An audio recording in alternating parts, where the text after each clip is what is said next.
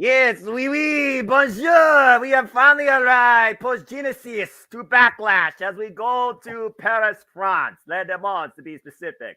For out of every action, there is an equal and opposite reaction. For history could have reward but repercussions. And at the end of the day, you can always expect somebody to react and offer their own backlash. So, with that being said, let's get right into it. Hello, everybody, and welcome once again to Simply Predicting. You know what this is, for I am the simple man of the simple brand and the voice of the JMM for grave of professional wrestling. Damn it. And my name is Noel Foster. With me, as always, my illustrious panel of fellow friends in the City Media community and Gemini Multiverse Media. I have Stat Boy Mike, the Renegade Wrestling JJ Williams, and Mr. Predictions himself all the time, Christopher Rotz. Good to see everybody out there in the chat that's watching live or on demand. Please subscribe, comment, and tell a friend. You'll find the form in the chat as well, and it will also be, of course, in the description down below. And if you want to find some royalty-free music like that, then follow the link also down in the description. Appreciate that, Darren. That being said, good to see everybody. Hope everyone enjoys the conversation. And again, your opinions matter too, so get those predictions in. They become official come noon, as of course we'll be covering Backlash this Saturday. Special start time, noon. Sorry, JJ. 9 a.m. Pacific for kickoff, 1 p.m. Eastern Standard Time, 10 a.m. Pacific for actual bell ring for the first match. And we have 5 matches to discuss. It's a very nice number. So before we get right into it, can you dig it? Let's go ahead and get everybody's initial reactions. Stat Boy, good to see you once again back on City Predicting WWE Edition, your comfort zone and your strength. Always great to see you come out of the sports bar and come into this domain. How you feeling about Backlash this Saturday? Bonjour, mes amis de la internet. Magnifique. C'est magnifique. It's very fascinating that the WWE is going to a country that they have not yet traveled to. Of course, they've done Canada. Of course, they finally went down to the island of Puerto Rico. I'm not certain if they've hit Mexico yet. They've had Lucha Libre in Mexico, but I'm not certain if they've had an actual show in Mexico. So now they're evolving in the wrestling ladder. They're taking that next step to go as high as they possibly can, and doing it in France, not France, but France. Hey, I'm all for it. You know, already a video has surfaced of superstars trying the delicacies of macarons, not macaroons, macarons. They are the greatest French cookies ever. They are delicious. And to see them all trying to guess the flavors makes it a little bit more fun, especially R-Truth and The Miz. So, hey, I'm all for it. Let's go. Let's go. Bienvenue à France and la WWE. Hey, c'est le professionnel bonsoir. So I get it. Très bien, monsieur. Très bien. All right. Well, that being said, I'll keep it English going forward. Because I'll Google Translate. I already probably confused a bunch of people. I expect there'll be French commentary for this show. I mean, it's France for Pete's sake. Come on. Anyway, JJ, good to see you. Of course, we'll be on the call together Saturday as always. We are the WWE team. We're also Team NXT. And of course, your NXT just got through spring break, and as we're also post-W draft. And now we're going to see how history continues to unfold before the draft goes into effect with this Backlash. How you feeling about Saturday? Man, I'm looking forward to it. You know, I watched the No DQ predictions yesterday that you were on. Our good buddy Walter was on.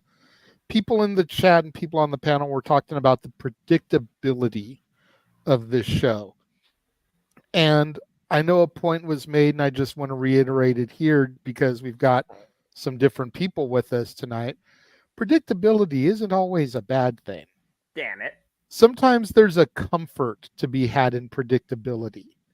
You know, and especially since this pay-per-view is happening, this PLE is happening right before the new draft rosters lock in. It's like they're not going to do too much shakeup here. So there's something to be said about the comfort and the predictability, but I'm still looking forward to it. I'm looking forward to one match in particular. I'm sure you know which one that is, Noah, and I would love to lead that one if I may. Oh, I'm sure, and I got you. But sure. Yeah, it should be a good show. I think it'll be a great event. Yeah, and again, it's one of those things where right now we are in the new era, the Paul Beck era. This is the first PLE after its genesis, WrestleMania 40, before WWE literally changes their entire landscape and their plans for all we know. If I don't know any better, it almost sounds like everyone out of the Big Five is becoming international. Because last year we had Backlash in Puerto Rico, and now we're in France. So where do you go from here? Tokyo? I'm very curious to see how many Yes. more. I'm very curious to see how many more markets they explore outside the continental North America territory. But I guess only time will tell. The big two I'm still waiting on, and you just touched on one of them, Tokyo. I'd love to see a big show at the Tokyo Dome for WWE, and I'd love to see a big show. Mikey kind of touched on it a little bit ago, Arena Mexico. Yep, that's that. Those are the two big ones that I'm really looking forward to, because aside from Canada, those are the two markets with the biggest wrestling fan base. You think about New Japan, and then you think about AAA and CMLL. Like, to be able to go into those home bases, those arenas, and be able to perform the WWE entertainers in front of that, that's a big deal. Yeah, well, again, with Triple H, only time will tell, and who knows what's ahead. That being said, Chris, good to see you once again. How you feeling about this Saturday's WWE Backlash? Well, I'm feeling excited for the first PLE of the new era for WWE. It should be a good and entertaining show. I'm going to give this an 8 out of 10. I know they're going to deliver on Saturday afternoon from France. And personally, at these Backlash events, we have seen a lot of history-making moments and a lot of good matches, like John Cena versus Edge. We saw The Rock versus Goldberg. We saw Jinder Mahal won the WWE Championship. We saw AJ Styles won his first WWE Championship. We saw the greatest wrestling match of all time, Edge and Randy Orton. So, and now they're going to France. We're going to be in for an entertaining show on Saturday, and I'm looking forward to it. And good luck to everybody that are still competing in the WWE Predictions League. And always say yeah to NoDQ.com. Yeah. Shout out, by the way, to the great moderator of the No DQ review. Congratulations towards his special day coming this weekend. I wish him nothing but eternal happiness. That being said, and I just want to step real quick. You want to know why you need to say yes to NoDQ.com, Noah? Do you want to know why? Why? Because Gino told you so. Good one. That's a brilliant segue. Look at that. He threw the softball and he swung. Home run. All right. This got it in the mail today from our good buddy Gino Rivera. Yeah. In the OG Nitro style. So I noticed that. I love that font. And I hope that he continues to do well. He can continue wrestling excursions. May the sky be the limit for him. And may he continue to tell us, I told you so. Oh, what you are, bro. All right, gents. Without further ado, good chat, good hype, good silliness aside, we got 5 matches. So, alarms to the book. Let's get right into it. So, we have 5 matches. Of course, we have 4 championship matches and a grudge tag match that could have further implications down the line, but who's to say? And of course, we are doing this before the go home SmackDown that is also emanating from List One France. Of course, this Friday, who knows what the time's going to be for that. And I'm sure there will be spoilers provided by NoDQ if those want to read ahead of the show too. If another match is added, the only way it becomes official part of the league, and I'm telling everybody right now, is if boss man Aramis said so. Other than that, you guys have 5 matches, and the form is live now, so get them in. And shout out to, I know, great friends of the NoDQ Galaxy and City Predicting, including Stat Boy. I know, of course, we got Dwayne Atkinson. We got Mark Griffith, our fellow horseman, Jeff Chadwick as well. Hope they're doing okay. Of course, have Charlene. We got Sienna, Chanel. We got Big _ Space. Best username ever. I'm just going to keep saying that for the record. Mark Anderson, Scott Cater. I know they're going to get their predictions in because they're doing very well. Let's go ahead and start talking about these matches. And Stat Boy, let's go right to you and kick this off. And I'm just going to say one word before I get right into it. Let's go ahead and talk about the WWE World Heavyweight Championship as Damian Priest goes into his first defense against Main Event Jey Uso. I know I put this in the opener, folks. Just go along with it. So, as we know, Damian Priest cashed in Money in the Bank successfully at WrestleMania 40 on Drew McIntyre after CM Punk literally took his moment after 5 minutes and 46 seconds. Of course, Jey Uso earned this opportunity, winning a #1 contendership fatal 4-way against the likes of Bronson Reed, Ricochet, Jey Uso, and Drew McIntyre after CM Punk cost Drew McIntyre again, a whole different story of Backlash still to unfold when CM Punk is fully clear to compete. Details to be determined later. The thing about this, though, is we look at two things. Jey Uso was the primary pick for Monday Night Raw, the very first draft pick for Monday Night Raw. So that's how high regard they're holding this guy. And of course, Cody Rhodes passing the torch of the brand to him now that he's the SmackDown guy, the face of WWE. Jey Uso, you have a lot to hold up to. Of course, Damian Priest, he also has a lot to hold up to. It's a proving ground for both. This is Damian Priest's first ever time defending a world championship in WWE. But he's already illustrated how Judgment Day, I don't need you, you need me. And you know what? The proof is literally in the words right there. If you saw Monday Night Raw, JD McDonough got clocked with 3 Super Bowl rings. Damn. That being said, Stat Boy, I know on paper, let's just call it what it is. It seems like, the name's going to live in infamy, at least for right now, if not forever, because he just won the damn thing. And of course, this show is happening prior to the cemented draft, where the rosters are official, period, point blank simple. What's your take on this championship match? Jey Uso now has free reign to start something new. Live up to his name. Main event Jey Uso. Is this a main event match? Absolutely. Is the crowd going to chant yeet? Absolutely. Is Pat McAfee going to dance on the table? Absolutely. Yeah. Is Jey going to actually take home his first title? Probably not. Like you said, Damian just got the belt. You got to let it cook a little bit.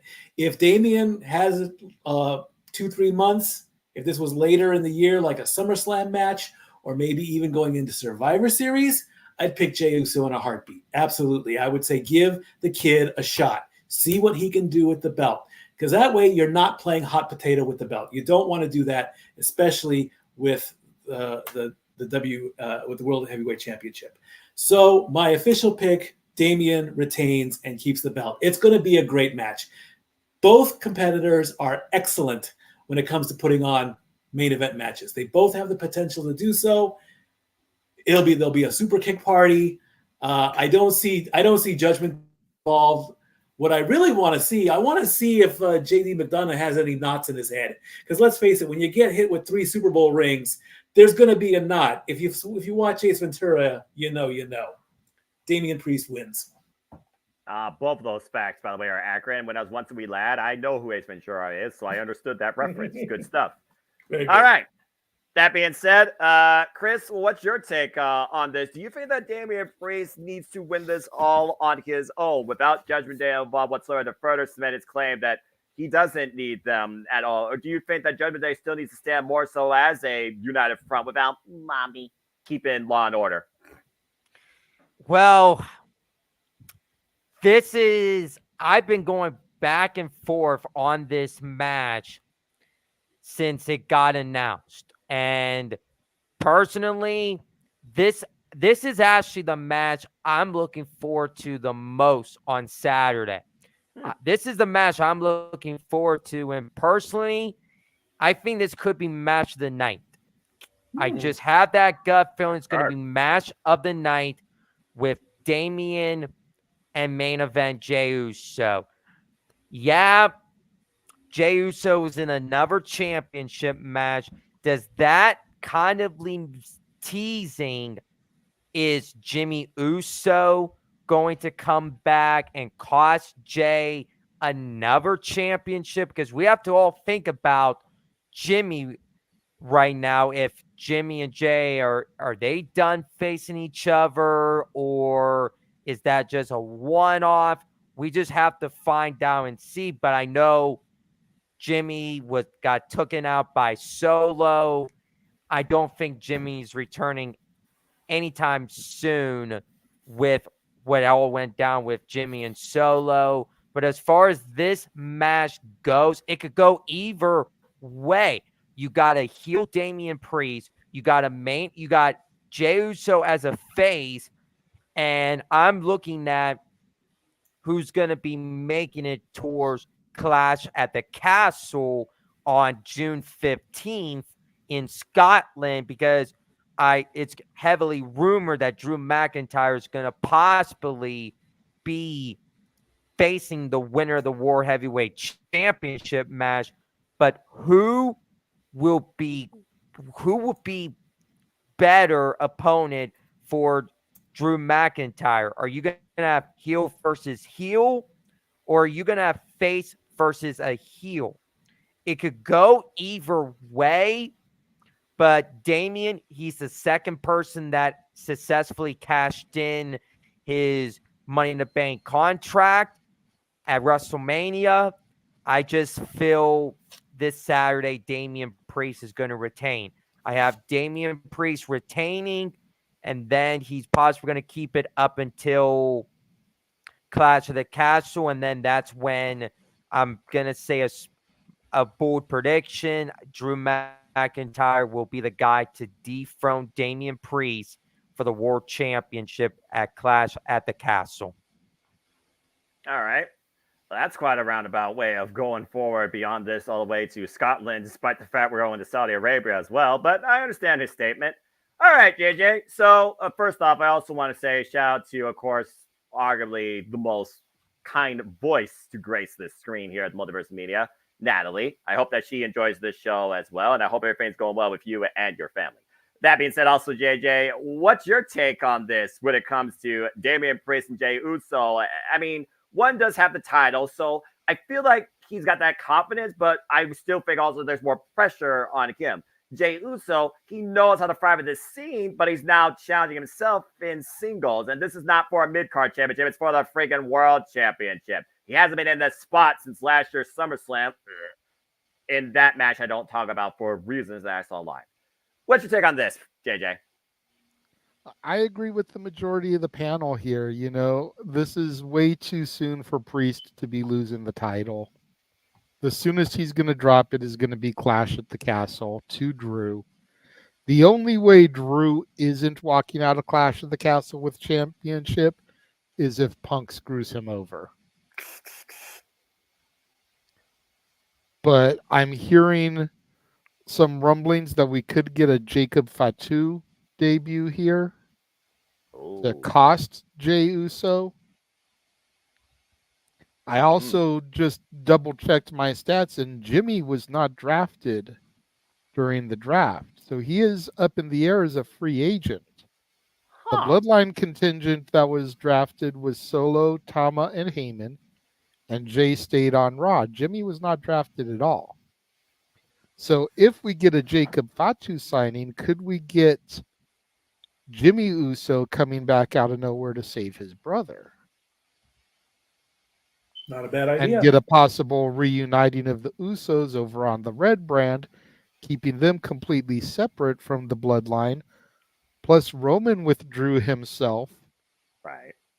So when Roman comes back, does he go against Solo and Tama, or does he come back to the Usos? And then you've got Bloodline contingents on both brands. That's a fair point, actually. I didn't think about that. You almost A lot of stuff to think about there, but when it comes to this match, Priest is walking out of here with the title. That's the bottom line. Because JJ said so, and so did the panel. Gino told you so. And Gino told you so, too. That's the word going to be the shtick all show. Yes, I love it. Brilliant. Statboy approved? Statboy approved. Okay, very good. Just want to make sure we make it official. Okay. But that being said, arguably, JJ, you might be brewing another Bloodline Civil War that could literally emulate in War Games if done to that degree, if that long-term storytelling goes to just that distance. But again, for the things to come, and I'm sure it won't be the last time we mention the names Jimmy Uso, Jacob Fatu, the Roman Reigns, Bloodline, Paul Heyman, Solo Sikoa when we get to that match, which I left in a spot for a reason. But that being said, I also don't think there's going to be two women's matches back to back. And I do think you got to look at the championships and you also got to look at the caliber of competition and talent, but you also got to look at status quo. And we're going to see as you kick things off if the status quo changes in the women's tag team scene. Because JJ, simply put, does that bitch and the EST become the women's tag team as they face the Kabuki Warriors for the WWE Women's Tag Team Championships? And of course, we know this stems off respect because we first saw when Bianca Belair and Jade Cargill gave everybody a moment face to face in the Royal Rumble and also showed off their strength. As of course, we saw continue down forward with Naomi and this trinity of empowerment and beauty being victorious at WrestleMania 40 against Damage Control, including the Kabuki Warriors themselves. Despite the fact that Nita was pinned, the team still lost, which allowed Bianca Belair and Jade Cargill put themselves in championship contention. Why not? So here we are. Not much more to be said, but right now you have the experience of the Kabuki Warriors versus the potential of the EST and that bitch.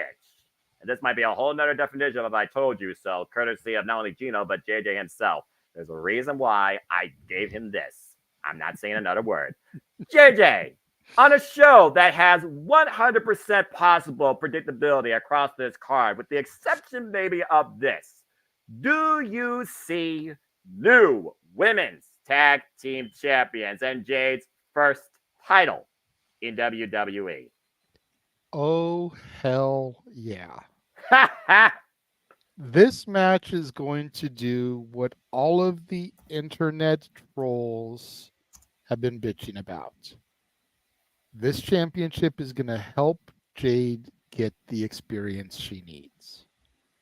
The beautiful thing about the WWE Women's Tag Team Championship is it's the only championship that can cross all three brands.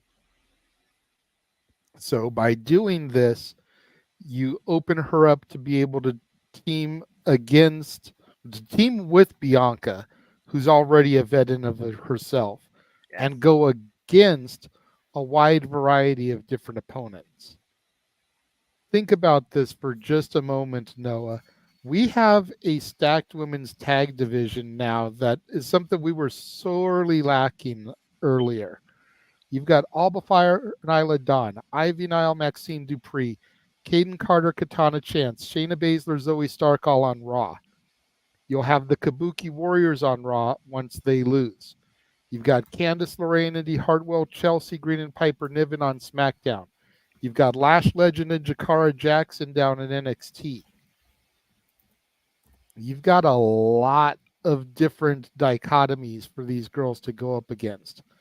And can you just imagine the promo when Bianca and Jade show up in NXT to defend these, and somebody like a Lash Legend does a flashback to Bianca and does the whole "you don't go here" to her? Like, dude, come on. You know that NXT crowd is going to pop for that callback. I'm not going to lie. I probably would too. This is going to do what everybody complained about for Jade. It's going to give her an opportunity to work with different women, different styles, and improve drastically in the ring. She's already improved during her time in WWE. We've seen the footage from the new dungeon and her working out. We know what she's doing and how she's getting better.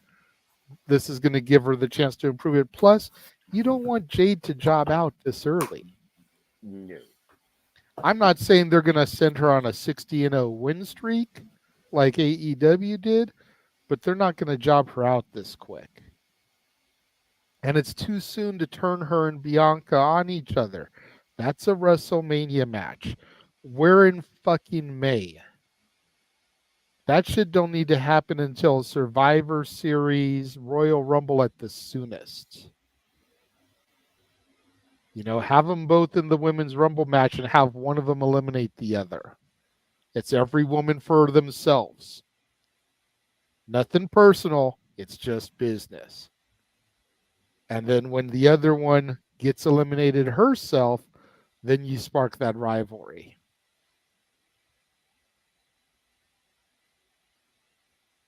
New tag champs, the only titles that's changing hands. Stop him when he's telling lies. Is that a prediction or is that a spoiler also for this card when you really think about it? Dadgum.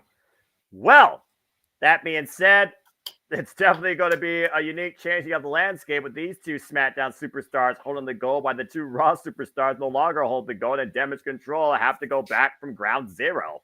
But I agree. I mean, at this point, I know these are the most flip-flop, hot potato put on this team titles in WWE history, arguably. But it's one of those things where I look at establishment.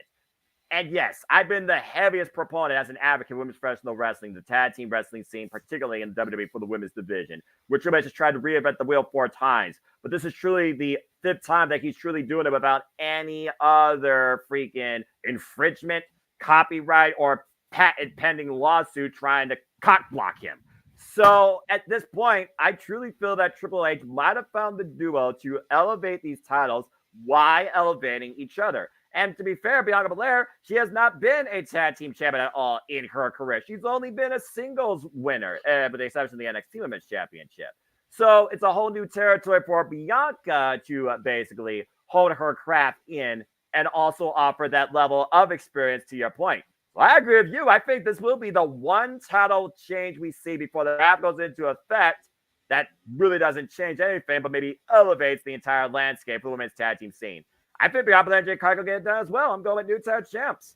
And the thing that I'm thinking about as far as Damage Control goes is, like, with the exception of maybe Dakota Kai, who seems to be injury prone and hasn't really established herself much as a singles, the other 3 all can be chasing Becky Lynch for that WWE Women's title. You know? Like, they don't need the tag titles to hold them down. Give me Kairi Sane versus Becky. Give me Asuka versus Becky. Give me Io versus Becky. You know, until Damage Control finally collapses. Yeah. And even give me Dakota versus Becky. That's what I'm waiting for, personally. I still find it a crime that Dakota Kai, a former NXT Women's Tag Champ, might I add, has yet to get any sort of accolade on the freaking main roster because, to your point, been injured. Damn it. And we've got the Queen of the Ring coming up at the end of the month. I keep forgetting about Let one of them get into the Queen of the Ring. Or honestly, just put more bodies in there and try and bring the crown home to Damage Control. Ruled with monarchy, not just a single authority. I mean, again, not too far out of the realm of possibility, but again, the show also is right before the draft is cemented. And the only thing not cemented right now and still won't be cemented are those titles because, like you said, they can flex. So it just seems like the perfect chance. Well, we'll see. Triple H, is this the vision you've been trying to create for the women's tag team wrestling scene finally? We'll find out. Chris, what's your take on this? Do you have new tag champs? Well, I'm going to agree with you guys. I do think Bianca Belair and Jade Cargill will become new women's tag team champions. And I'm going to tell you, when I was down in Pittsburgh, when I saw Jade Cargill for the first time, I was like, oh my God, she is like big. And personally, that was my moment of the night when I was in Pittsburgh seeing Jade Cargill for the first time. But yeah, I do think this is Raw versus SmackDown match. I know the draft is going to be locked this coming Monday. But yeah, Bianca and Jade, they're going to win the tag team champions. They're going to elevate the tag team division for the women.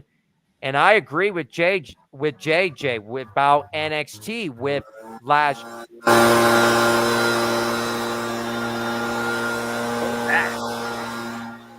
I've got a leaf blower outside my house, so other than that, I don't know what else. Did, bro. Yeah, in case that happens, just mute, buddy. Continue, Chris. I agree with JJ about NXT with Lash Legend doing a call back with Bianca saying, hey, you don't go here. I could see that happening. So Bianca Belair, Jade Cargill become new tag team champions. Will they have a good run with it? Are they going to have a short? Are they going to have a long title reign? We're going to have to find out and see. All right, fair enough. All right. So at this point, it is 3 for the EST and that bitch to reign supreme. If we are not blowing away the Kabuki Warriors at this point, Stepboy, do you have anything further you want to add? Do you actually disagree? I agree with the group. The Kabuki Warriors, great as a tag team. I'm done with them being the champs. So go ahead and give Jade and Bianca the belts. It makes sense. You know, there still are those fans out there that are probably gonna be impatient, like I was. You know, they still want that bitch. They still want the 500-day champion like AEW. If WWE is gonna pull that trigger, like I said, let it cook, let it simmer. Don't just throw it on the fire and expect for it to cook in 5 minutes. It's not going to work that way. It's got the setup of the turn, you know, Demolition, Hardy Boys, all the great teams that had the title. One turns on the other. They lose the belts. They eliminate each other in the Royal Rumble. It makes sense. And then one goes on to glory and the other one is either, you know, established or they fade away or whatever, or they just move to the back of the line. I can agree with going with the tag belts or going with the women's belt. You know, that can also, you know, make the belt something a little bit more relevant until Rhea comes back. Because when Mommy comes back, they're probably going to put the belt back on her. So a little bit of hot potato is okay. Don't overdo it. So yes, I'm going with the group. New tag team champions, Cargill and Belair. Blah, blah, blah, blah. Blah, blah, blah, blah. Blah, blah, All blah. the bees. All the bees, yeah. B and B. B&B, Airbnb, got it. Damn it. All right. Well, that seemed pretty straightforward and simple. And again, I really do hope that this is finally the turning point to a better women's tag team scene in WWE. They have the depth. Now you just need to have the EST and that bitch run it to the fullest effect. Okay, let's go ahead and move forward. We're going to switch gears away from championship matches and talk about a grudge here and see who you acknowledge. Or do you hear voices in your head? Because I think Paul Heyman is right now just fearing for his life and praying for the Tribal Chief to come back. Let's go ahead and talk about this grudge tag match between Kevin Owens and Randy Orton coexisting against Solo Sikoa and the MFT Tama Tonga. Okay, well, you want to talk about Backlash? Let's talk about After Effects, shall we? Jesus Christ almighty, what the fuck's happened on SmackDown lately, Paul Heyman? As we know, it was Solo Sikoa that finally stepped up and took over the bloodline when he says losing has consequences. Those consequences was literally ousting his own brother, Jimmy Uso, and bringing in, I wouldn't call him an enforcer, I'd call him a straight-up killer, a motherfucker, Tama Tonga. We're talking about a guy that's a multiple-time IWGP Heavyweight Tag Team Champion, multiple-time never Openweight Champion, one of the baddest efforts to come out in New Japan, an original OG of Bullet Club, if you know what I mean, and one son of Haku. Too sweet. Of course, we've seen Tama Tonga and Solo Sikoa run Rush on SmackDown, not in ring, but outside of it. Basically giving an onslaught to Kevin Owens and probably making Paul Heyman fear for his life at this point. Paul Heyman has no control here. Let's just be honest here. But an unlikely ally in Randy Orton has come now to the scene where maybe Randy Orton feels like the Bloodline's trying to intimidate everybody. And Randy Orton, being the savage veteran that he is and has that mutual respect for Kevin Owens, you don't want none of that. And let's not forget Randy Orton's history with the Bloodline originally that never got picked up with one Tribal Chief Roman Reigns. We're just saying. That being said, here's the thing. Hi, Jeff. When was the last fucking time Solo Sikoa won a damn match?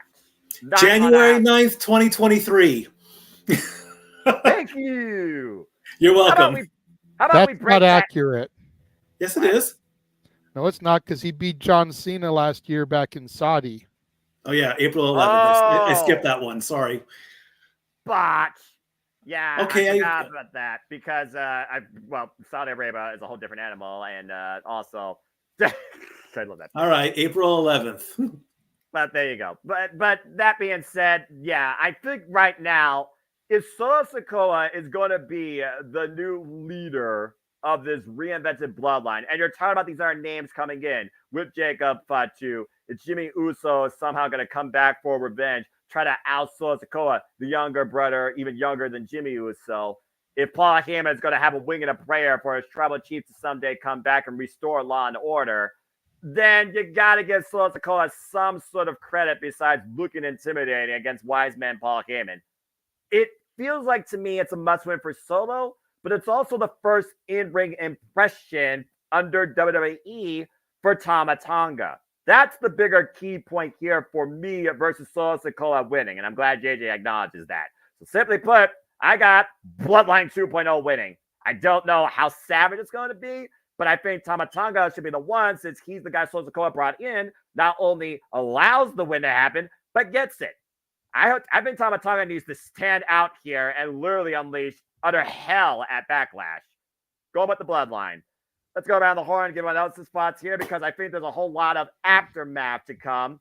JJ, I acknowledge you. Thank you for acknowledging me. So go ahead, your take on this. Where do you think this is leading, considering all four men are also on SmackDown, by the way, too?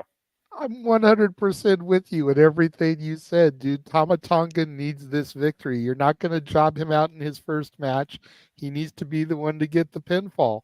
As much as I love the legend killer Randy Orton, the Viper, I acknowledge the bloodline still. I may not acknowledge the new tribal chief, but they need this victory if they're going to keep going. Yeah. At this point, though, you just wonder, again, what is Solo Sikoa's end game? I mean, does Solo Sikoa want championships? Does Solo Sikoa just want dominance? Does he want to bring back the savage nature that was all the way back to the Wild Samoans? Does Solo Sikoa maybe think that the bloodline went soft? Does Solo Sikoa think that he's ready? Remember that long-term storytelling from one Cody? Just saying. Okay, let's go around the horn and give everyone else's thoughts. Chris, you're next. Your thoughts on this tag bout. Well, I'm gonna say this. I agree with all of you, guys. I still acknowledge the bloodline still. I have nothing against the bloodline at all. This is Tama Tonga's first match on WWE television, and Triple H is not going to job out Tama Tonga on his first match in WWE. That is not going to happen. I think the bloodline is going to win. And I think the fall person of this is going to be Kevin Owens. I think Kevin Owens is going to take the fall. I don't want to see Randy get the fall at all, because that will hurt him. But I do like the chemistry between Kevin Owens and Randy Orton. They're getting along. They're doing good. And personally, afterwards, if Kevin and Randy wants to stay a tag team, you let them go after the WWE Tag Team Championships and take on A-Town Down Under. If they are going to face them down the road, or if not, if you want Randy and Kevin to go their separate ways, you could do a rivalry with Randy and Kevin down the road. But I do think the new bloodline win, and this is a stat for you guys. This is going to be the third time at Backlash that the bloodline is in a tag team match. The first time back in 2022, Roman and the Usos versus Drew McIntyre and RK Bro, Randy Orton and Matt Riddle. Last year, we got Solo Sikoa and the Usos, the bloodline, versus Kevin Owens, Sami Zayn, and Matt Riddle. The bloodline won that match. And also 2022, 2024, another tag team match. And the bloodline is in this. So I think the bloodline is going 3-0 in Backlash for tag team matches. So I do think Bloodline's going to win. And where this is all leading to is going to be a civil war.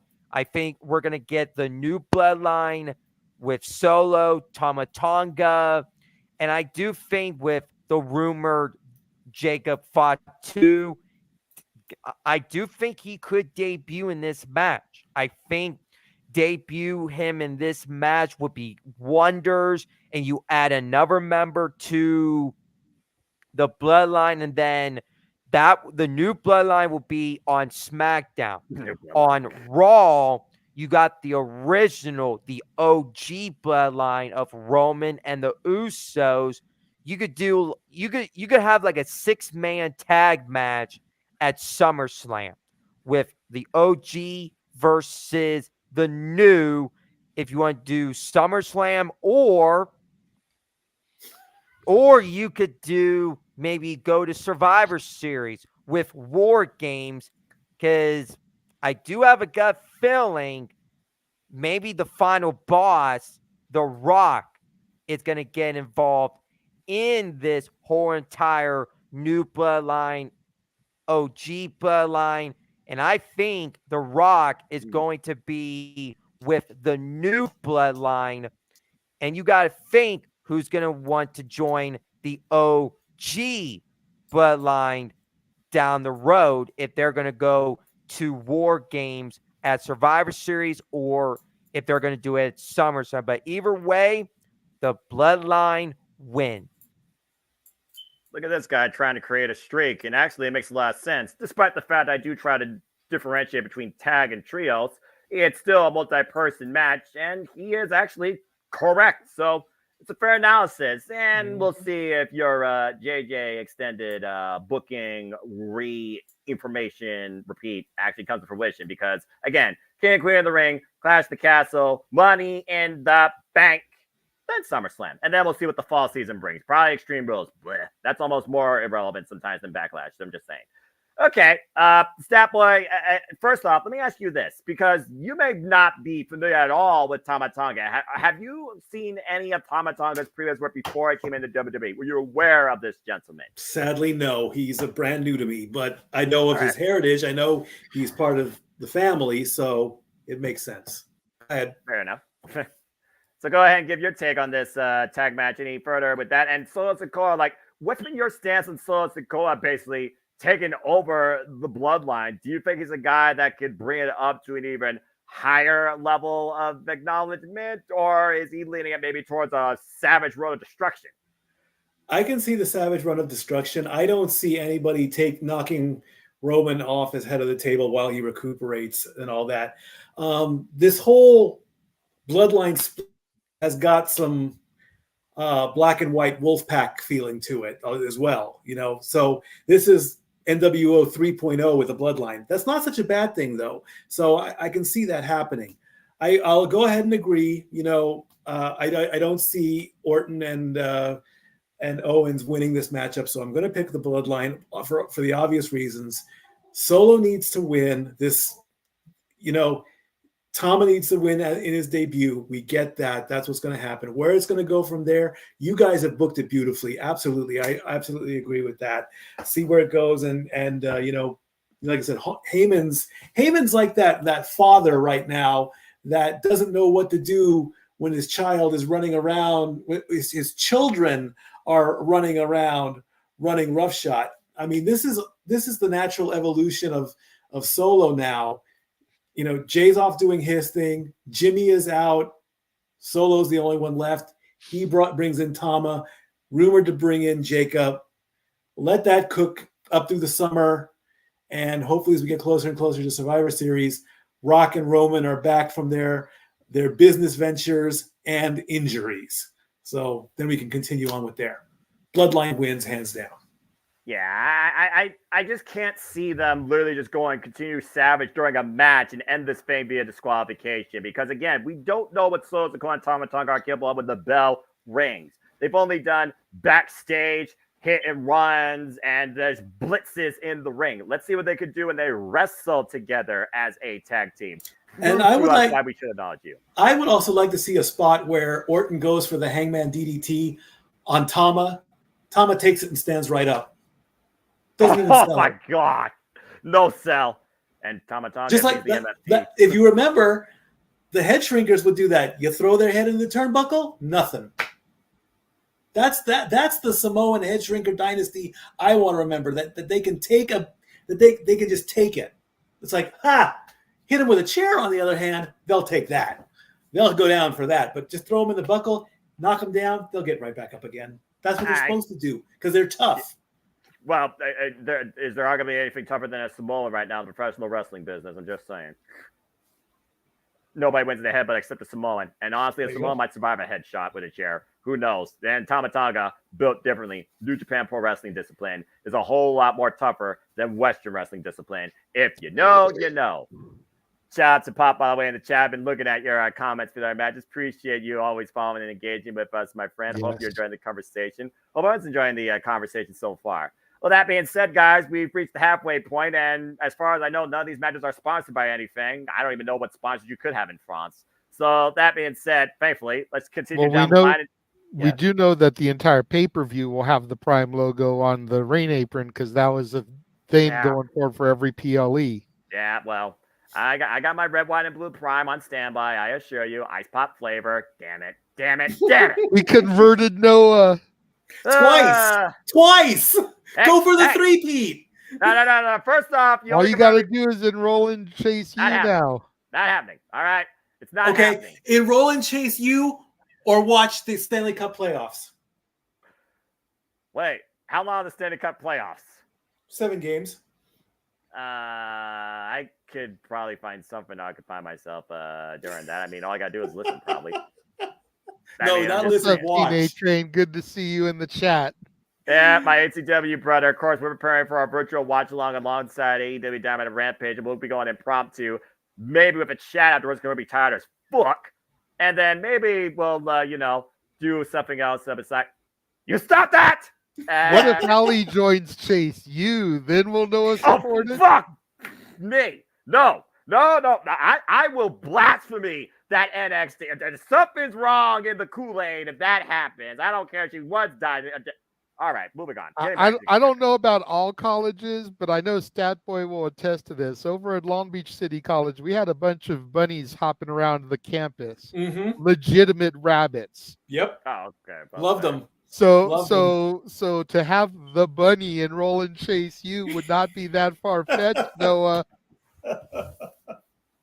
Love it. It's never going to end, is it? It's never going to end with y'all. Nope. It's never going to end. Chase you, Ali. Yeah, Ali. It's never going to end. It's never going to end. The never-ending story. Freaking song, super chat, blah, blah, blah. All right. Hey, we may give Noah to sing that during 80s karaoke night. Bless it. While drinking Terramana tequila, which I'm going to do probably in the next month. What the hell is Terramana tequila? It's the Rocks tequila. I need it's in the next city over. I'm going to bring it into Sevierville and drink it live on air. It's a $45 bottle of tequila, by the way. Okay, first off, you're spending $45 on a drink. You are on something different. Oh no, it's not a drink. It's a bottle. It's the whole bottle, dude. That's ridiculous. It's worth it, from what I hear. Moving on. I guess the end must justify the means. Also, damn it, King, you freaking idiot. All right, let's move on during that segue. And this will not be brought to you by Prime, but I'm sure all three of these will be in prime shape to challenge for the WWE Women's Championship. And we'll see if it's Tippy time or if Naomi once again shines bright, or once again, do we follow the example led by the role model? It's barely defending the gold against Tiffany Stratton and Naomi. And what was originally going to be I fight Naomi versus Tiffany Stratton, all hell broke loose when Tippy time decided to take over. And then Nia Jax made her presence known. Damn it. That being said, Triple Threats, they of course have no disqualifications. This is Bailey's first defense after beating Io Sky at WrestleMania 40. So again, suspension of disbelief's up in the air, but what is the golden rule I always say about triple threats? You have buffer, you have fall person. And how many times has Naomi beat Tiffany, Tiffany beat Naomi, etc., when a personal freaking agenda comes into play, you lose sight on what matters the most, and that's the championship. Hello, Roxanne Perez, Lara Baccarat, and freaking Tatum Paxley. Great triple threat. Congrats to Lara being drafted upwards. Okay, well, that being said, Stat Boy, what's your take on this three-way dance? Do you have Bayley retaining, and who goes to the bottom of the line of the new SmackDown Women's roster? Well, unfortunately, I'm still not sold on Tiffy time. Boo. I'm sorry. Yeah. It's not Tiffy time Work, yet. bro. It's getting closer. It's getting closer. If this was one-on-one, I would say it's Tiffy time. It's a triple threat. So again,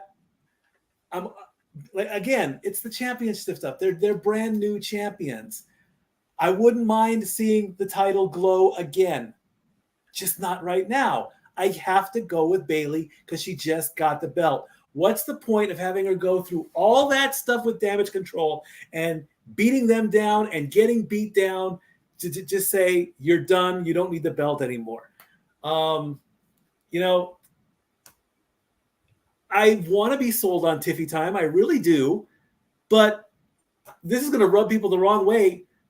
She looks like a glorified Barbie doll. I'm sorry. Well, The me from 20 years ago, oh, I'd be all over that. The me now that I'm 46 years old, I don't want to see that. I want to see what she can do in the ring. I'm more ring persona than looks at this point. I've grown up. I know it's shocking. I'm so proud of you. Thank you. Renegade knows how I was 20 years ago. Hot girl, hot looks, skimpy outfits. If you remember the wolf having his eyes bug out in the cartoons, that was me 20 years ago. That ain't me now. This is like, okay, you're cool, whatever. What can you do for me now? Sorry, it's not Tiffy time. Naomi, I'm okay with you winning. If you walk out, good power to you. But my official pick is Bayley retains. Fair enough. I think King's that way with Tony Storm because he still lives in a timeless era of nonsense. But that's a whole different conversation for another day. Oh, don't get me started on her either. Tony Storm, please, really? Look, I'm not trying to, make worlds collide, but I'm just going to say this. Even a Hollywood starlet loses their spotlight eventually. I'm sorry. Tony Storm is not the Marilyn Monroe of wrestling. I'm sorry. And the shots she took with TK sitting there taking shots at Cody because Cody finally won the belt. Who are you? Who are you? Oh, I'm not going to call you back from Gorilla to come celebrate in the ring. I'm not. Another reason why I don't want to watch AEW because of this Marilyn Monroe wannabe who probably can't draw the money that Marilyn Monroe drew back in the 40s and 50s. There, I said that. Okay. JJ? Mikey ranted so much he turned half the panel to black and white. So, wow. Was that rant Renegade approved? Yeah. Thank you. I mean, don't get me wrong. I love me some Timeless Tony. And if I was producing, I would be throwing to the Vince Russo clip right now for you to do your homework, bro. Like, I know you've got the Peacock app. I know you can watch NXT. Go back and at least watch the PLE matches of Tiffany Stratton during her women's title run. I understand to a certain degree where you're coming from because it took a little bit of her to sell me also. I thought the exact same way that you did, so did Noah. We looked at her, this blonde hair, fake titty, blue-eyed Barbie doll, and what the hell? No. And the fact that she got the championship around the time that the big media push was happening for the Barbie movie didn't help things any. But she proved her mettle, she proved her worth, and that's why the fans are so behind her. Think about it. She came up to the main roster. She was supposed to be full-blown heel.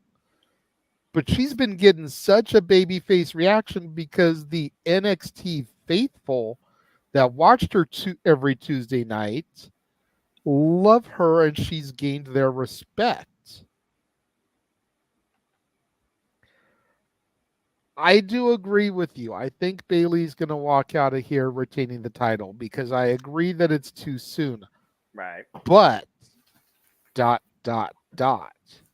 Yeah. Both me and Chris have talked over the course of this show about a bloodline civil war. Yeah. Nia Jax just got drafted to SmackDown. What if Nia Jax gets involved and attacks Naomi? Putting Naomi on one side, arguably wherever her husband ends up, because that's who she's married to, so she's bloodline by marriage, and Right. putting Nia on the side with Solo and Tama Tonga. And then what if Tiffany takes advantage of it? I could see that. I could see that. Triple threats are usually where you try and preserve what a person's capable of before you push them to show what they're capable of in a singles contest. It's a very realistic possibility. And we've already seen Nia Jax and Tiffany Stratton and Naomi's bad blood spill over on Monday Night Raw before she even got drafted to SmackDown. That cost the match against Liv Morgan. Mm-hmm. And like, don't get me wrong, I love Bayley, but I said this a lot going into WrestleMania. I'm over the horsewomen dominating the titles. And now you have two of them with the title, JJ. Exactly. And if my thought process is to be fulfilled come Memorial Day weekend, a certain CEO will be a champion in the other company. Maybe. That's just going to leave the queen who's still out on injury. Right. Which, God damn it, let's not make that happen, please. But Tranquilo, mi hermano. Tranquilo. Yes. But anyway, that's the only way I see Tiffany walking out of here is if Nia Jax gets involved and just crushes Naomi. Yeah. And it's a very real possibility. It is. I also think about when Nia Jax had her first real good feud in NXT, showing what she was capable of against Bayley. It was NXT UK. It was NXT Takeover London, and they could literally run that back. And with what Nia Jax has demonstrated since her return, they very much can surpass what they did back then because she actually has wrestled a much more comfortable, respectable aspect. No injuries.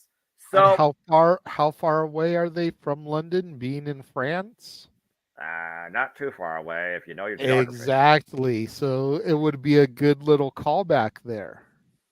And we know that Triple H loves to honor legacy and history and has a vision. So I would not count the possibility. But again, as far as, where we go with the title from here, yet to be determined. If nothing else, I do think it's safe to say that after this, Naomi will not be involved in the SmackDown Women's Championship picture for a duration. Honestly, they might use Naomi against Nia Jax to build up what you're talking about and build Nia Jax as a challenger while Tiffany Stratton comes in to challenge Bayley one-on-one so that way she gets her opportunity. Because I don't think Tiffany Stratton is leaving the title scene anytime soon. She's already dominantly made sure that she is involved in the picture, even if she's not the talking focal point. But that being said, before I give it to the main reason I don't want Tiffany to win is because I want her to win Queen of the Ring. I agree. It's the reason. I just think having the center of the universe as the Queen of the Ring is just going to make her fucking insufferable. Yeah, and we all know what happened. It's going to be so good. God. Oh, to Emmanuel's $2 super chat. Good segue. Thank you very much there, Emmanuel. I do think it's very possible Tiffany will be cheered louder than Bayley. Really? I do, because again, no disrespect to Bayley, but I feel like her title reign is already like lackluster. They're fucking Swerve Stricklanding her. I think her title reign has been very lackluster, and she's had it for not even a full month yet. Well, that's why I could think that they would move it. But at the same time, I don't think it's time yet. I don't think Bayley's going to lose it until Money in the Bank, and whoever gets the briefcase passes it in. Well, you're talking about Tiffany Stratton becoming freaking Queen of the Ring. I literally was saying it since I knew she came out to the main roster. She's probably first battle candidate to be Miss Money in the Bank. And to your point, Tiffany proved a lot to me when she won the Women's Championship last year against Live Rocker when it was vacated at Battleground last year, and truly proved her mettle as champion even after losing to Becky Lynch. And that being said, stay tuned, folks, as of course I will be covering NXT Battleground here, virtually from the UFC Apex, here at the Gemini Brothers Media Live Watch events. We'll see if JJ's with me or if JJ gets to go, which he should. Damn it. So stay tuned for more on that. And thank you, man, for that super chat. Pop also saying that Bayley retains. Before we move on to our main event, Chris, go ahead and close it out. Do you have Bayley leading by example as the role model, retaining her title? Do you think Tiffany Time surprises us and takes over? Do you think Naomi takes the glow from both of them? What's your take on this triple threat? Well, I'm going to say this. I think this triple threat match is going to steal the show. I think this is going to be stealing the show this weekend in So he's France. got one for the men, he's got one for the women. At least he's looking at both genders prospectively. Continue. With this women's championship match, this is going to steal the show. I'm going to say if Bayley's going to obviously retain here, Obviously. it's not Tiffy time yet. And I know you guys brought up about if Tiffany's going to be Queen of the Ring, is Tiffany going to be Miss Money in the Bank? I think Miss Money in the Bank would be more, it will make more sense if Tiffany wins Money in the Bank instead of Queen of the Ring, because who has anyone won Queen of the Ring and Money in the Bank in the same year? That has no. I just think it's going to be one or the other. And I just don't think Tiffany, I'm going to say it right now, I'm going to have Tiffany Stratton win Money in the Bank. I think she deserves to win Money in the Bank instead of Queen of the Ring. And I know we're getting to King and Queen of the Ring on May 25th from Jeddah, Saudi Arabia. And I know Bayley's going to retain. Naomi, she's going to be the fall person. Naomi's going to be the fall person in this match. I feel bad for Naomi. But hey, it's business. And what I saw last week on SmackDown with Nia Jax, I think King and Queen of the Ring, you're going to build Bayley versus Nia Jax for the WWE Women's Championship. So I got Bayley retaining on Saturday. What you got, JJ, before we move on to our main event? I just had a question because I know the Queen of the Ring started during my hiatus. There's only been one queen so far, right? Queen Zelina? Correct. Yep. So how many times have people, there's only been one time that it could have happened. Yeah, about to say, Chris, you might want to look You at know, it's not like we've had 10 years of Queen of the Ring tournaments and no one's won Queen of the Ring and Money in the Bank. We've only had one. Yeah, and this will be the second one. And I'm not saying that I don't think she can't win Money in the Bank, because trust me, when she first came up, I totally was pegging her for Miss Money in the Bank. You and I both said it. But that was before they re-announced the Queen of the Ring and the King of the Ring tournaments.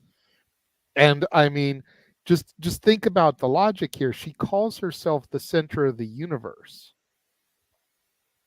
The Queen of the Ring is the center of the universe. Like, I just see the whole synergy here. I can only imagine what her court would be, though, also, because you got to imagine a queen will have loyal servants. Oh, definitely. And we know who's on the SmackDown roster now. But I mean, it's not beyond the realm of possibility that she could take both. Be at first. Especially if they don't give a title shot to whoever wins King and Queen of the Ring, which I think would be bullshit. I think they should do that. I think whoever wins King and Queen of the Ring should get title shots at Clash of the Castle. Mm-hmm. I agree. And then you've got Money in the Bank to establish the briefcases. Yeah. The following month. So it's like, so if Tiffany wins Queen of the Ring, loses at Clash at the Castle, she can still go into the Money in the Bank match to win a title shot at any time that she chooses. And that's how you get Drew to the title shot in Scotland. Very It curious. just seems like it makes sense to me. I don't know. It does, but the thing again is the unpredictability. While we think we kind of got an idea of the direction, with these new drafted rosters coming into play, it almost makes me rethink his entire creative landscape. Almost an anomaly, for all we know, could become king and queen of the ring, cash in on a top opportunity, which again, I also agree. I think that they should. And then you see what you build off of out of Clash the Castle into Money in the Bank, and who qualifies for it, not just as given the right to be in it. Triple H, don't fuck this up. So Yeah. it's one of those things where I think King and Queen of the Ring needs to be held to a different standard than the opportunity you earn holding the Money in the Bank briefcase. And why I do think it would be historic for somebody to do that in the same year. Queen of the Ring is still very young in its history to have that sort of anomaly occur under this new era that's also just starting. I like the aspect, but I also think about, okay, create more single stars in your women's division. I'm just saying, I think I'd rather have two different ones. That's fair. But again, it's a very, very fun point. I just hope that they do the King and Queen of the Ring where they have a Raw bracket and a SmackDown bracket, and we get Yes! the interpromotional for the finals. Yes. That's what they did with freaking the Night of Champions last year when they freaking brought back the World Heavyweight Championship. They should definitely do the same approach. But the fact of the matter that we're just, 3 weeks away from it, they need to be right on it at the start of this new draft era come Monday night. So I hope that we have, to your point, Adam Pearce, Nick Aldis announce such a thing. Maybe that's what they'll do with the dead time, since there's only 5 matches, is they'll announce the tournament during the pay-per-view. Not a bad idea. What's up, Chris? Well, I was going to elaborate on that. I do agree that when we get to the King and the Queen and the Ring tournaments, they're actually going to start next week on Raw. And yeah, I think Michael Cole said it. Okay. And I feel, in a way, I do agree. What they did with the World Heavyweight Championship last year, I feel they're going to do it this year. I think you're going to have Raw, SmackDown. I think if you want to know the numbers, I think it should be 8 and 8. 8 men I don't know what they're going to do for the numbers, but have a Raw bracket, a SmackDown bracket, and the winners of those will do Raw versus SmackDown at King and Queen of the Ring premium live event. I feel that will be the best route to go into. Fair enough. I think it'd also be very interesting if King and Queen of the Ring were actually relatable, even if they're on opposite brands. Imagine a couple ruling 2 kingdoms. Just saying. But speaking of which, we've had a lot of fun. We've had a lot of unique further fantasy booking ideas as we want to trust in Paul Trace's process as this new era officially kicks off with this Backlash and then falls in cementing the WWE draft. Let's go ahead and talk about the man that owns the entire kingdom right now and is defending it in a first time ever phenomenal, some would say dream match. He calls it a must win. And Chris, you're kicking things off with this, and then we're going to bounce around with the Renegade being last. It is, of course, the undisputed. Let me just also say this. I love the fucking fact the universal name is gone, Frank Christ. just saying. The undisputed WWE Championship is on the line. And let's be honest, this has to be the main event, right? Right. Of course, we are talking about the American Nightmare, Cody Rhodes, defending the gold against the phenomenal AJ Styles. Of course, Cody Rhodes finally finished his story, thank Christ Almighty, at WrestleMania 40. And of course, AJ Styles, who lost to LA Knight. Yeah. But he earned his win back in what became an impromptu number one contendership match after both men survived their triple threat qualifiers on SmackDown, which brought us to this. And the fact of the matter that these two men traveled different roads to get to where they are. You figure about, again, the accolades they've done. Ring of Honor, TNA, NJPW, so many other promotions in between. Both to find their own way. Like AJ Styles, he got his way back into here and has been going since 2016. Cody Rhodes left to fight himself, to challenge himself, and returned back home. But it's also one of those situations where somehow, across the entire landscape, these two have never freaking met before this point, and I still can't freaking believe it. Now, both men are heavily respected. Both men are heavily accredited. And both men are also fathers, and they are family figures. But one, in my opinion, is towards maybe the tail end of their career, while the other one might truly be beginning the last and strongest legacy of his WWE career. And I'll put that up to suspension of disbelief on who you think I'm talking about with both those roles. That being said, Chris, there was talk about Cody Rhodes' shoulder regarding him facing him, coming out case, and whether or not he sustained an injury. But this is the American Nightmare. If he could wrestle inside Hell in a Cell for 30 minutes with pectoral muscle, what injury actually keeps down the American Nightmare versus Mommy Rhea Ripley? Just saying, built differently. Where do you stand on the first ever WWE Undisputed Championship match for the American Nightmare Cody Rhodes against AJ Styles at Backlash? Well, I do want to say this before I give my thoughts. I want to say thank you to Roman Reigns.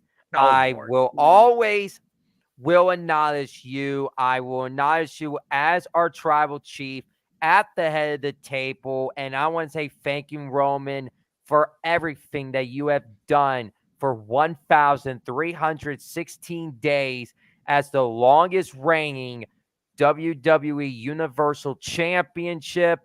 You deserve everything, buddy. Can't wait to see you back in WWE soon. So thank you for everything. And now for Cody, he finished his story at WrestleMania. He's ushering in this new era of WWE, and it's going to be an exciting one. And here's a little stat for you guys. Back in 2016, when Roman Reigns took on Triple H at WrestleMania in 2016, Roman won. Who was Roman's first opponent? AJ Styles. Then we go to 2019 WrestleMania, where Seth took on Brock for the Universal title. Seth won at Mania. Seth's first opponent after Mania was AJ Styles. I see where he's going. And then I saw where he was going. I thought he was going somewhere else, but go ahead. Then we went, now we're in the 2024, and Cody won at WrestleMania, finished his story. Who was Cody's first opponent was AJ Styles. And these two have never met. I know AJ Styles won a WWE championship at Backlash in 2016. So will it happen maybe this Saturday? I don't know. I don't think it's happening. It's going to be an entertaining match. I know these two got a lot of respect for each other. And that, to me, I do think this match, I feel this story with Cody and AJ, there has to be something personal that needs to happen here. I feel Cody and AJ, they're not done with one another. I feel we're going to see this match in 3 weeks at King and Queen of the Ring Premium Live event. So my prediction is I do got the American Nightmare Cody Rhodes retaining the undisputed WWE Championship on Saturday. And I just think they never brought anything up that AJ Styles took on Cody's father, Dusty Rhodes, down in TNA. They have never said that AJ Styles took on your father at TNA. So that is why they got a lot of respect, and I feel that respect is going to go out the door the next time these two face each other for that undisputed WWE championship. So Cody Rhodes is retaining Saturday, and we're going to get another match between these two at King of Cream in the Ring.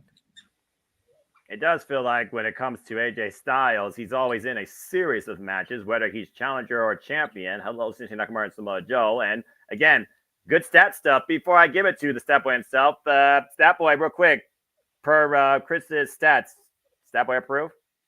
I'm impressed. Yes. Well done, young Padawan.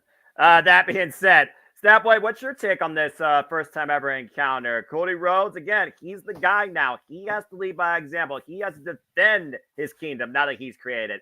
AJ Styles, he's been there, done that how many times over in his illustrious career? And it's almost one of those things where I feel like he came back just for one last little run, but just like another great all-time wrestler in another company, he kind of just wants to be at the tail end of it, I feel like, and then just be there for his family. So I don't want to say this match or this story or this rivalry is a swan song, but it very well could feel like that. Just putting that out there in context. But what's your take on this championship match? I feel bad for AJ. I really do. Veteran career. Absolutely. We have met AJ. We go all the way back to PWG when he had his first child and he brought out the pictures. He somehow pulled it. Yeah. Renegade and I know the story quite well. He almost pulled his wallet out of his jeans to show pictures of his firstborn son. That was tattoo number 1 on the side of his ribs. The only way AJ Styles is going to beat Cody Rhodes for the title is if you're playing WWE 2K24, which I have just started doing, by the way. I finally bought that for the PS5. Yeah. But here's the thing. If you remember, and if you count this, and I do, Cody was Stardust in the 2016 Rumble. If they were in the ring together and if they made contact with each other, you can say they kind of faced each other, but between the two of them, nothing happened. A few punches doesn't really go back and watch that Rumble because we all know that's where it all started for AJ. You know, since 2016, he's been in WWE for 8 years. He's only had the one title. And every time the Rumble comes around since maybe 21, 22, yeah, GM mode competition. I'm trying that. I don't like it. I keep saying, let AJ win a Rumble. He deserves to win a Rumble. He deserves to be put in a bigger story than fighting LA Knight, which he should have done. And he got his WrestleMania revenge. I would have liked AJ to win at WrestleMania. It just didn't happen. I don't like that he turned his back on the OC. That's kind of sad. But if AJ's at the end of his career, this isn't the way it should be. He should go out as champion. Give him another run. Don't get me wrong. I love Cody. Cody Crybaby, true and true. Again, we're broken record here. He just got the belt. So, you know, I don't expect the unexpected. I don't see Cody losing the belt after getting it. I want to see AJ with some good storyline before he decides to hang up his boots. He'll put on a great match? Absolutely. Will it be close? Absolutely. The fans just, you know, and I'm not quite getting into his new music either. So, yeah, I mean, that's a rant right there. I mean, oh, indeed, absolutely. So, do I want to see a feud building? Sure, why not? If this truly is their first match together, so build with it, let it cook. You know, give AJ that chance, depending on where everybody falls at the draft, of course. So Cody retains. AJ, I'm sorry. I want you to win badly because you deserve it. Because it's almost like he's in wrestling limbo, and that's almost career suicide. If they don't know what to do with you, Don't be surprised if AJ decides to walk at some point. Don't want to see that. I either. know. Yeah, well, I mean, let's be honest here. There's been how many what ifs when it comes to AJ Styles versus this person that you think like it's never going to happen. I mean, one of the top of my list was him versus Shawn Michaels. Even Shawn Michaels came out and said that'd be the guy we'll want to face, but we know Shawn Michaels is far beyond that. Thank Christ. But it is one of those things where, again, like I said, one's just starting, the other one's getting close to ending. It's one of those proverbial, you kind of see what happens. And you said that AJ Styles has, maybe stuff to worry about regarding where this goes. I mean, again, he's a made man. He truly has the whole entire world ahead of him. So at this point, I think it's just one of those things where I almost wonder, did AJ want this? And maybe Cody don't want none. Who knows? Again, he said, AJ, this is not a dream match. This is a must win. And Cody's been very humble. But back in 2003 in TNA, because I, of course, do follow history, yeah, AJ Styles did beat his father, Dusty Rhodes, in a bunkhouse brawl, and then a follow-up regarding the NWA title. If you don't know, folks, go check that out in the archives.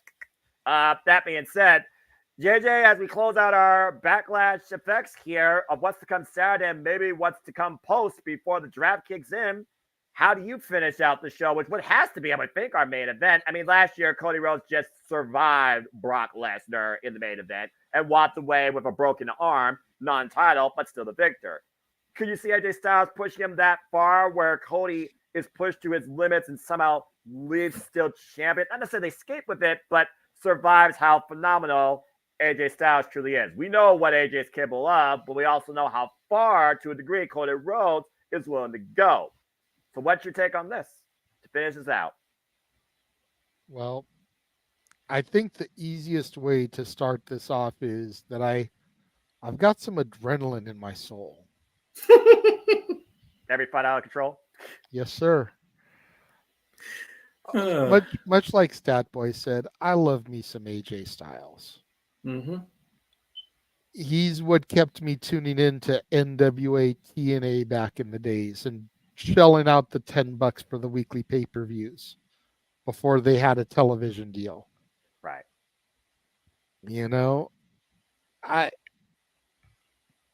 But if what I read while you guys were conversating is accurate information, his contract ends in WWE in August of this year.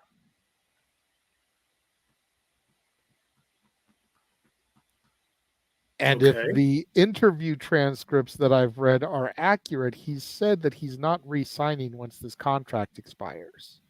I remember he said that before. Previously. So we've maybe got him until SummerSlam. Because I don't think they would have him leave before a major show like that. No. They might, depending on when in August, we may be able to keep him through Bash in Berlin.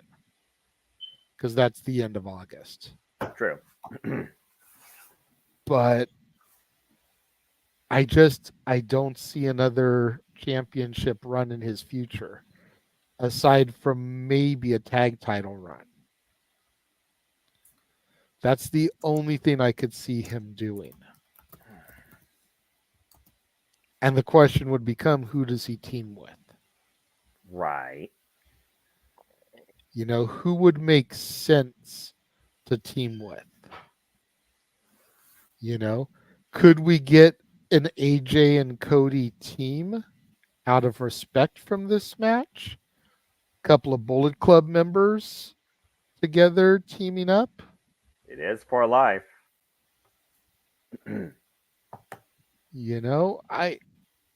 There's a lot of different ways that the end of his career could play out, and I do think that he's winding down. He wants to be at home, wants to have family time. He doesn't want to end up with 372 surgeries on the same knee like a certain masked luchador. Damn. Accurate, though. Stop me when I'm telling lies. To put this in perspective, by the way, folks, AJ Styles is 46 years old and has been doing this for 25 years. He's the same age as me. He's a year younger than me. That's crazy to think of.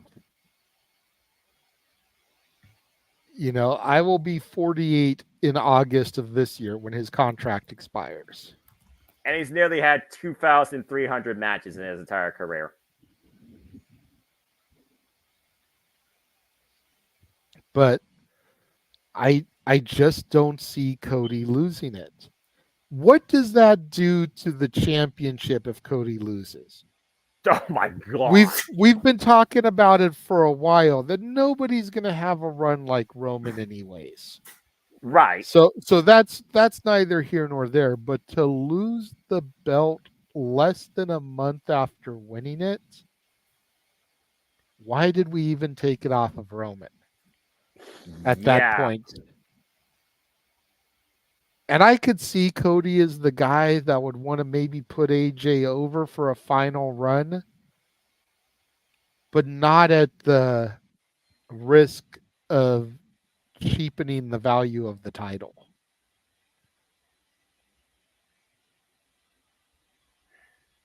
And, you know, Chris pointed out the whole AJ versus Dusty thing, which I was going to point out if nobody else did. Let us also not forget, these are 2 out of only 4 men that have been both WWE and NWA World Heavyweight Champions. Correct. Sweet Charlotte herself. The other 2 being Nature Boy Buddy Rogers and the Nature Boy Ric Flair.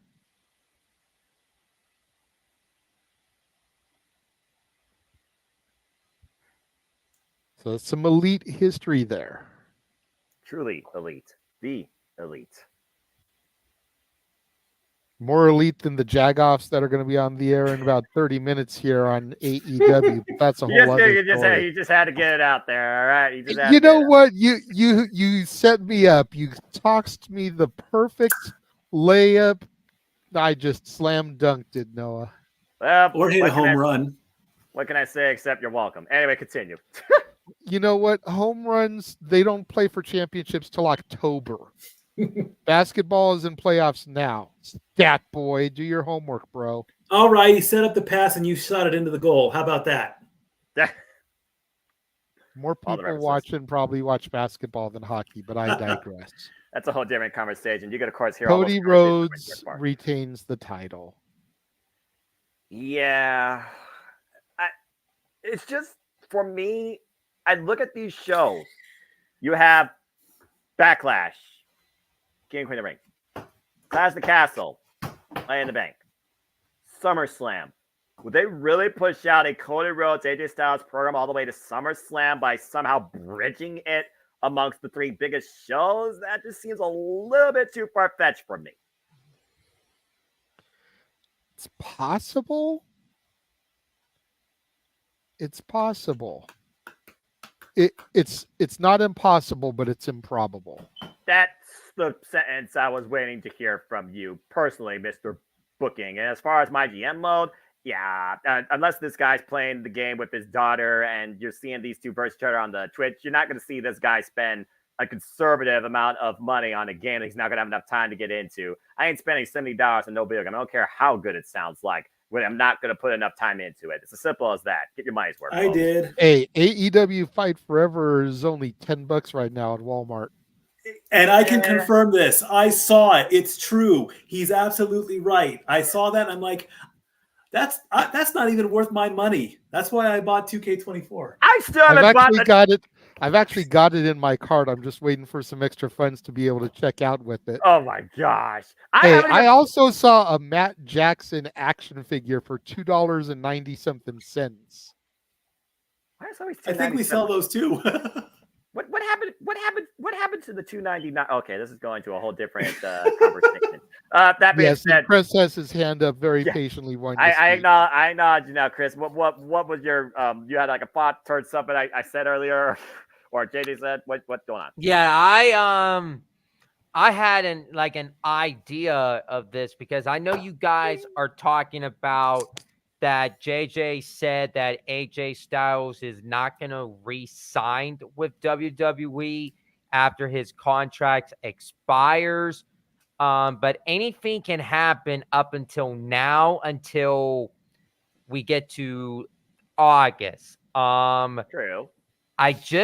If it is true that AJ is not going to re-sign and he's going to leave in August.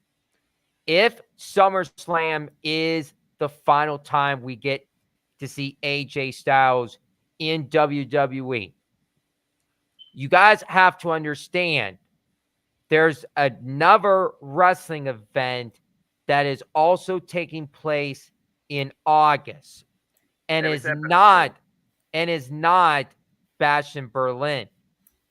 He is, I know you guys say he's 46, correct? Mhm. Yes. I don't think he will go back to TNA, but if he wants more family time, do you guys believe and do you guys think that we could see AJ Styles in AEW at all no. in London? No. It's no. Delete. Unfortunately, Delete.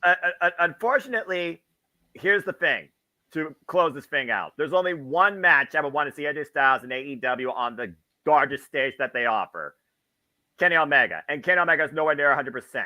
And the fact of the matter that Kenny Omega and AJ Styles have never met each other also in one-on-one action after he excommunicated from Bullet Club is still a crown to my professional wrestling spirit. But your health matters more than my fandom.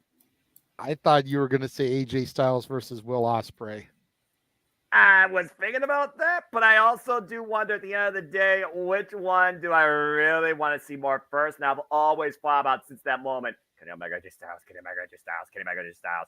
But Will Ospreay right now, bro, strap the rocket on that fucking guy in AEW because he is phenomenal, pun intended.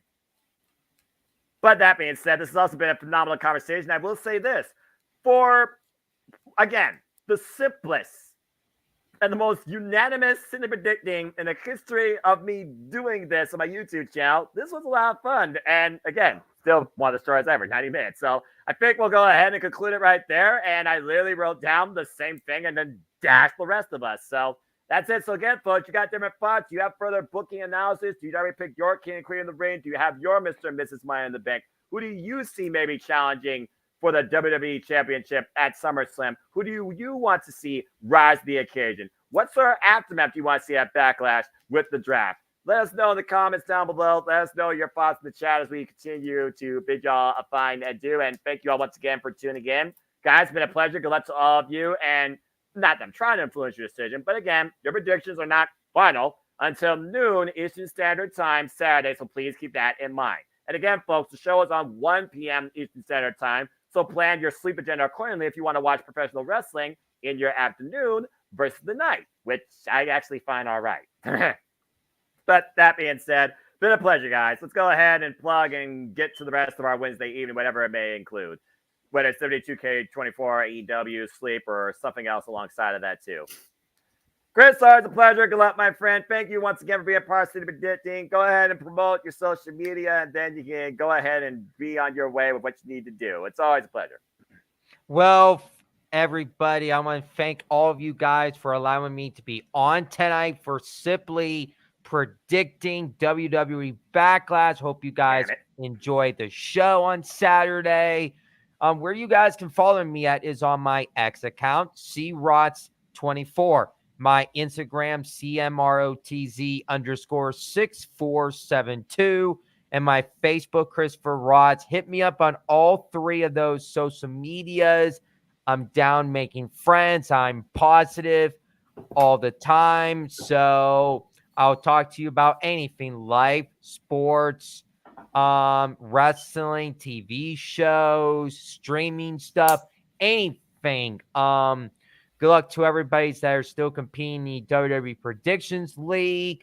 And the next time you'll be seeing us for a Simply Predicting WWE edition will be King and Queen of the Ring this month.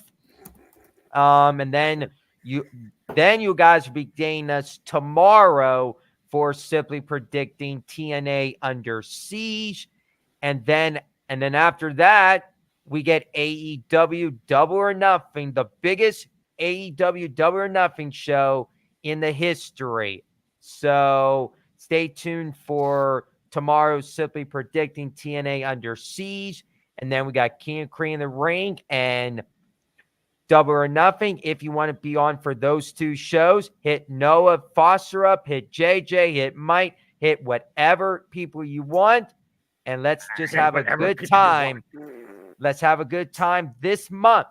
And happy May, everybody. Appreciate it, Chris. Always a pleasure. If I don't see you tomorrow night, remember, prayers for passions. Again, good luck with predictions. And of course, stay tuned for the forums in the chat. Well, again, my week's far from over. That's why I know that the bar's closed till next week. But again, it's always a pleasure. Why don't you go ahead and plug and promote where people can, of course, connect with you? Follow me on Statboy. Follow me on Twitter at LBStatKid1977. My Instagram is Statboy13. Follow me on Facebook as my name, Mike Caldwell. Use the hashtag StatBoyApproved. Watch every Tuesday at 7 p.m. Eastern, 4 o'clock Pacific for all the news in the world of sports. Like JJ alluded to earlier in the show, the NBA playoffs are in full swing. The NHL Stanley Cup playoffs are going on as well. The Celtics and the Heat are getting ready to tip off in their Game 5. And the Clippers and the Mavericks play in the second game tonight. Emmanuel's talking about sports betting. If you want to know how to sports bet, talk to him or myself. He's on DraftKings. I'm on FanDuel. So we got that going on as well. And other than that, hey, it's going to be a great game. It's going to be a great pay-per-view. Enjoy it. I thank my family like I always do. I'm very grateful to be a part of this as they put up with my shenanigans and my rants on a weekly basis. I love you, family. Appreciate you always. And also, folks, the Japanese Network Multiverse of Media would like to remind you to be responsible in all things you choose and do, monetary and non-monetary, when it comes to your forms of entertainment. Thank you. This has been a public service announcement courtesy of the Simple Man, endorsed by the Japanese Network Multiverse Media. JJ, again, got to give the people what they want. Of course, we're going to continue giving the people what they want on a daily basis all the way for the rest of the week, and maybe with all of us each day this month. Doggone Aaron Rip, you starring that stupid gimmick.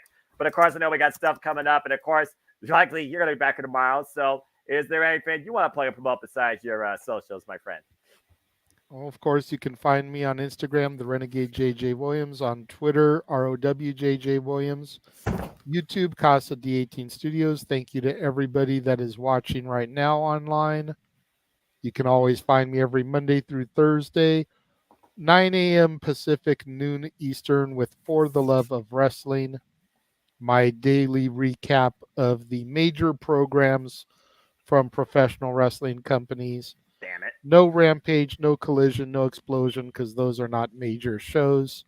But Raw, SmackDown, NXT, NWA Power, and AEW Dynamite, TNA Impact, cover all that stuff every week.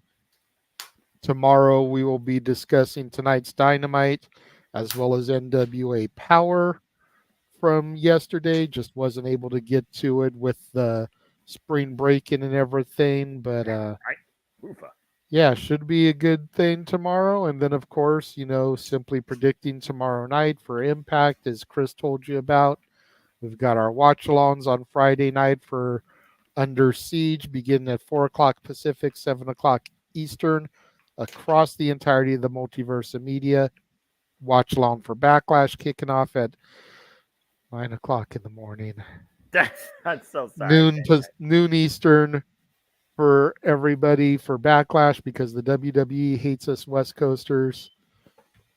And then from there, it's just content after content after content. Jeff is going to be reviewing Backlash for NoDQ.com since Bossman Rift is off at Virtue's wedding. Me, Noah, and Walter are going to be discussing who we think will be the next champions. Then we've got the Dad's Retro double feature to kick off the May the 4th festivities. From 2020, me and Jeff ranking the Star Wars saga, all 11 live-action theatrical films. Oh, crazy. Followed by our top 10 favorite characters from a galaxy far, far away. All as we roll into open mic night, Star Wars trivia in the style of Jeopardy. I've already sent this man the questions. He's generating the board so it looks like a Jeopardy board. And Renegade Trebek will be your host for the evening. And Can't maybe I'll wait for make it. that. Maybe I'll make it black background with yellow font just to give you that Star Wars feel. I ain't gonna use the font because I know the font will be misreadable. But I'll just practice the Japanese tradition just cause. Oh man, it's gonna be fun. It's gonna be a fun week. All the wrestling, and then Sunday we go Mimi's, as Jeff likes to say. Well, again, guys, been an absolute pleasure. I hope everybody enjoyed the conversation, the shenanigans, and all the other stuff that coincides, including the chaos that happens in and out of the chat. Thanks, King, you idiot. Let me just address Emmanuel's comment there, the last one he threw up, even though it's not super chatted. It isn't a movie, it's a television special. And let me just say that it's the type of thing that everybody that's a Star Wars fan needs to see at least once in their life. It's not as horrible as people make it out to be, but it's pretty damn bad. If you are a true fan of the Star Wars universe, go to YouTube. You can find the Star Wars Holiday Special in its entirety on YouTube because it's never been officially released. Like I said, it's the type of thing everybody needs to watch once. Oh, Lord. And just judge it for yourself. I love everything Star Wars. Even the worst movies I will watch over and over again because I love the saga. So I endorse the Star Wars Holiday Special. Not many people will. Well, hey, Renegade's being honest with you, and as always, I was going to give it to you. So, again, we'll see what's ahead for all of us here as we head into this double feature, double whammy, trifecta of content, dual professional wrestling events of a weekend. But in the meantime, it's a nice Wednesday eve. I got bright sunlight. I'm going to go ahead and just enjoy some breeze and then get ready for my Wednesday night shenanigans with the King and our virtual watch along for AEW. So I hope that you all enjoyed the conversation as we went virtually to France and we came back to the USA after witnessing the backlash that is to ensue. Hope you all enjoyed it. Thank you for tuning in. Bonjour. Thank you once again. And until tomorrow night or next time that any of us see you here in the multiverse of media, I always leave you in English with the following phrase and the following principle. Make a positive impact in life and have a good night. And good luck to you all Saturday and enjoy WWE Backlash from France. Have a good evening. Well done, gentlemen. Well done.